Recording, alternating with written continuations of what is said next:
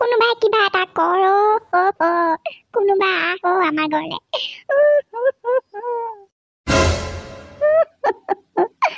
মা কিবা এটা হৈছে মোকে মাত নেমাতে মাক মেডিকেললৈ লৈ যাচোন কোনোবাই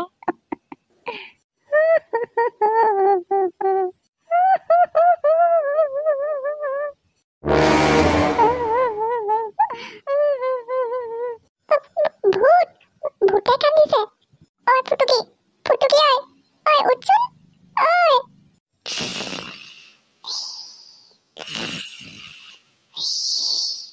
গাহৰিজনীক যে উঠাই লাভেই নাই টোপনি যোৱাৰ পিছত দাঙিনে ক'ৰবাত দলিয়াই থৈ আহিলেও গম নাপায় এইজনীয়ে আয়ো কোনোবাই কিবা এটা কৰহি কোনোবাই কিবা এটা কৰহি আয়ো দেতা ঈশ্বৰ মই কি কৰো বাৰু কেনেকে কান্দি কান্দি তেলিয়াই তেলিয়াই মাতিছে মইহে উঠি নাযাওঁ দেই মাতটো একেবাৰে পথাৰ ফালৰ পৰা আহিছে আন্ধাৰ ৰাতি পাই ভূতে একেবাৰে হেঁপাহ পলুৱাই কান্দিছে চকুকেইটা টানকে মুদি বিচনাতে পৰি থাকো চিধা হৈ হেই তাইলে যি কি নহওক মোৰ কিন্তু ঘপ ঘপকে মনত পৰি আছে দেই আমি মাত এখাও নলগালো কি হ'ল বুলিও সুধি নাচালো বেচাৰীজনী মই গোপালকে লগ ধৰি নহ'লে সিহঁতৰ ঘৰলে পাক এটা মাৰি দিওঁ নি অকলশৰীয়া ছোৱালীজনী হেৰ কি বা হৈছে বেমাৰী মাকজনী আছে লগত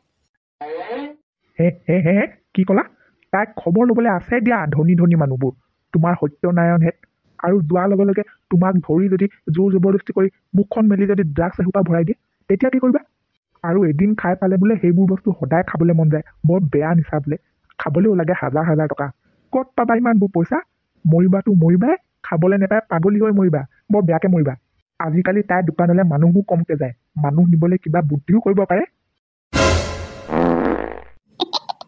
দেতা আপুনি CID অফিচাৰ নিচিনা কথা কৈ দিলে আপোনাৰ কথা শুনি মা একে ছাটতে টোপনি গ'লগে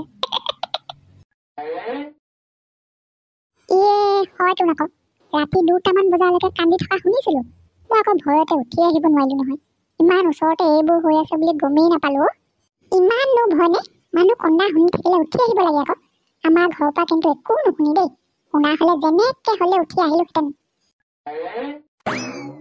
মই আকৌ ৰাতি বাহিৰত মাইকী মানুহে কান্দিলে ডাইৰেক্ট ভূতে কন্দা বুলিহে ভাবো মাতটো শুনিছিলো কান্দি থকা ভয়তে উঠি নাহিলো নেভাবিলোৱে নহয় এনেকুৱা ঘটনা হ'ব বুলি মোক কেলে নুঠালি মই উঠিলোহেঁতেন নহয় বলচোন চাওঁগে কেনেকে বা মৰিলে আঐ সেইজনীয়ে দেখোন দোকানখন জ্বলাই শেষেই কৰিব এতিয়া কোন ক'ত আছ সেইজনীয়ে দোকান জ্বলালে দেখা নাই নিব কোনো মাটো নাই আজিৰ পৰা তাৰ কাৰণে কষ্ট কৰোঁ মই দোকানো জ্বলাম মাৰ লগতে ময়ো জ্বলি মৰি যাম আজি ঐ তহঁতবোৰ আঁতৰ হ মোৰ চোতালৰ পৰা গুচি যা চব ঘৰা ঘৰি গুচি যা দৰকাৰ নাই মোক কাৰো দৰকাৰ নাই মোক মই ড্ৰাগছ বিকো মই চুলাই বিকো মই বেয়া নাহিবি কোনেও মোৰ ঘৰলে গুচি যা মানুহ এজনী মৰি গ'ল এতিয়া কি ৰং চাবলৈ আহিছ গুচি যা ভালে ভালে গুচি যা গুচি যা মোৰ মা মৰি গ'ল মোৰ মা নাইকিয়া হ'ল গুচি যা মানুহজনীয়ে চিকিৎসা নাপাই মৰিবলগীয়া হ'ল চকুৰ আগতে ইমান কষ্ট খালেও মই একো এটা কৰি দিব নোৱাৰিলো মৰা সময়ত ঔষধ এটা খুৱাবলৈ নাপালো ইমান কষ্টত মৰিলে মই জীয়াই থাকোঁতে মা ইমান কষ্টত মৰিলে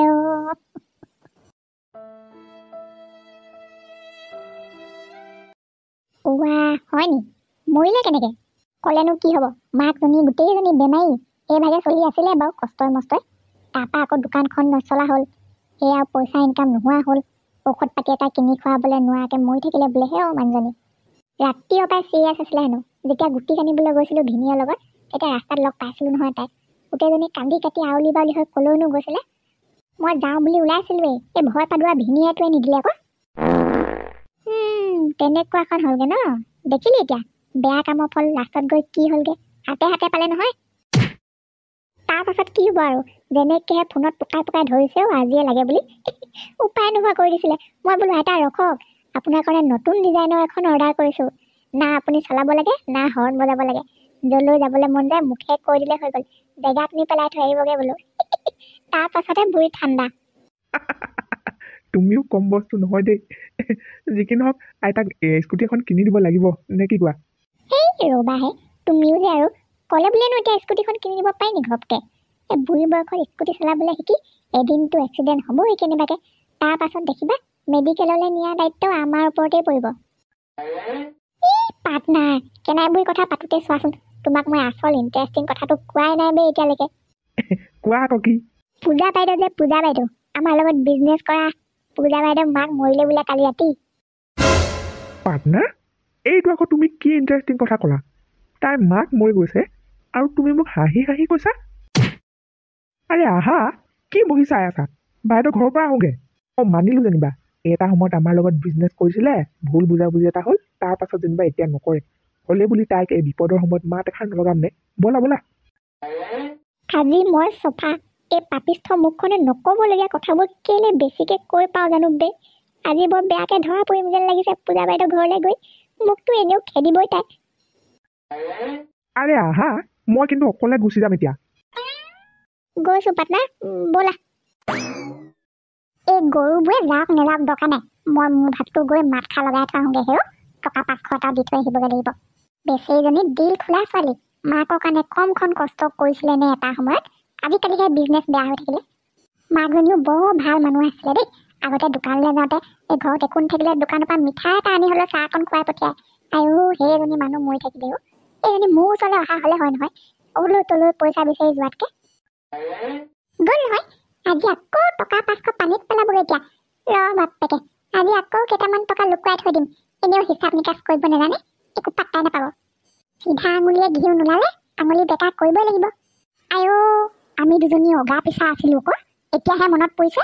তাৰ আগগুণত মই পোহত জগা মাছটোতে গ'লগৈ হেৰৌ। বগা ভূতটো গোটেই হোৱা আগতে তাইক আমি কমটি জোকাইছিলোঁ নে? বেচেৰীজনীক কান্দি গৈছিলেগৈ হেৰৌ। আজি সেইবোৰ মনত পৰিছে। বেচেৰীজনী বৰ ভাল আছিলে, মৰি থাকিলে। ক'ত মানুহ মৰা চাবলৈ যাওঁ তই? ক'ত মানুহ মৰা চাবলৈ যাওঁ? একে ছয় ল'ৰা সৰিয়হ ফুল দেখি যাবিগে। ভিতৰলৈ যা বুলি কৈছোঁ নহয়। মানুহ মৰা চাবলৈ যায়, মই মাৰকে চাবলৈ যাবলৈ দিয়া নাই, ৰাতি ভয় খাব বুলি। ই কলিজা ডাঙৰটো কথা শুনা, ভিতৰলৈ যা তই। দেউতা, মই অকলে নাযাওঁ নহয়, আমি চাৰিটাই যাম। আগতে দেখি পোৱা নাই আকৌ, সেইকাৰণে চাওঁগৈ বুলি কৈছোঁ। আৰু সেই ননহঁতৰ মাকো যাব। হেৰা শুনিছা, পুতেৰে মৰা মানুহ চাবলৈ যায় বোলে। তুমিয়ে লৈ যোৱাহি নহ'লে পূজা মাকৰ মৰি খালি তোলে। এতিয়া নালাগে আৰু গৰু, তোক মই ৰাতি লৈ যাম 12টামান বজাত। তেতিয়াহে দেখিবি মৰিশালিত ভূত হৈ বহি থকা। কি? জ্বলোৱা বেছি সময় হোৱা নাই নহয়। ৰাতি 12টামান বজাত গ'লে ধুনীয়াকৈ গৰমে গৰমে ভূত হৈ ওলাই অহা দেখিবলৈ পাবি। হ'ব আৰু কৈ থাকিবলৈ নালাগে, মই ভিতৰলৈ যাওঁ। দৰ্জাখন বাহিৰৰ পৰা জপাই দিব। দেখিলা তাৰ সাহসকণ চোৱা, মৰা মানুহ চাবলৈ যায়। আপুনি পটকৈ মোক দোকানৰ পৰা 20 টকীয়া মানৰ বিস্কুট এটা আনি দিয়ক দেচোন।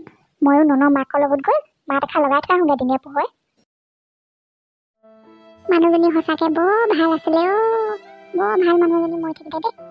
কি কৰিবি আৰু, এইবোৰ চব কপালৰহে লিখন।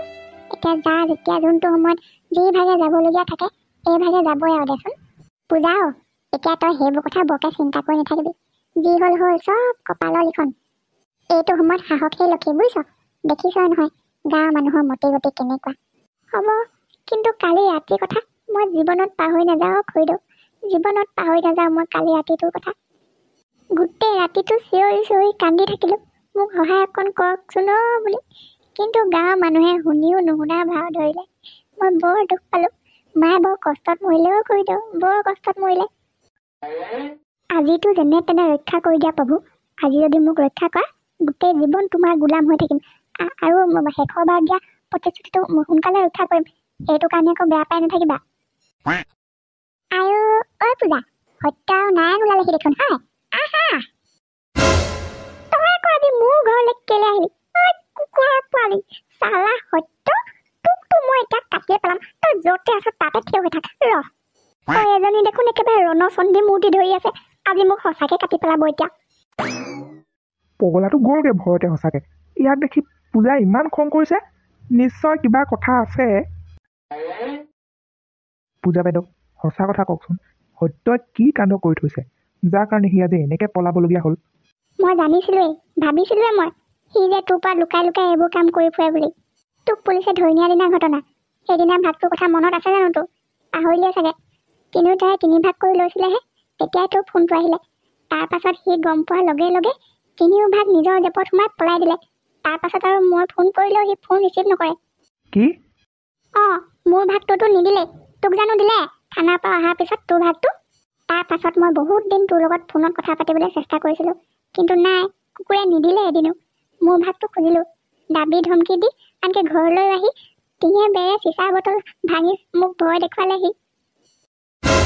তইতো সেইবোৰ কথা গমেই নাপাওঁ। থানাৰ পৰা অহাৰ পিছত মোৰ দোকানখনো নচলা হ'ল। মাৰ বেমাৰো দিনক দিনে বাঢ়ি গ'ল। খাবলৈ পিন্ধিবলৈ চলিবলৈ অসুবিধা হ'ল। আনকি মানুহৰ ঘৰে ঘৰে কাম খুজিলেও কাম নিদিয়া হ'ল মোক। তাৰপিছত এয়া কালি ৰাতি মা বিনা চিকিৎসাত মৰিবলগীয়া হ'ল। ঔষধ এটাও খুৱাব নোৱাৰিলোঁ মই মাক। আমাৰ বিজনেছ বাৰু বেয়া, দুয়োটাই কৰোঁ, মই মানি লৈছোঁ। কিন্তু তাৰ এই জঘন্য কামবোৰৰ কথা মই তিলমানো গম পোৱা নাছিলোঁ। কথাবোৰ বাৰু গম পাওঁতে দুদিন দেৰি হ'ল, কিন্তু তাৰ আচল স্বভাৱটো যে ধৰা পৰিলে সেয়াই বহুত। আৰু আপোনাকো মই কথা দিছোঁ, আপুনি আপোনাৰ অংশ পাবই। তাৰ লগত মোৰ বন্ধুত্ব থাকক বা নাথাকক, কিন্তু আপোনাৰ পাবলগীয়া পইচা আপুনি ঘূৰাই পাবই। আপোনাক মই আজি কথা দিলোঁ।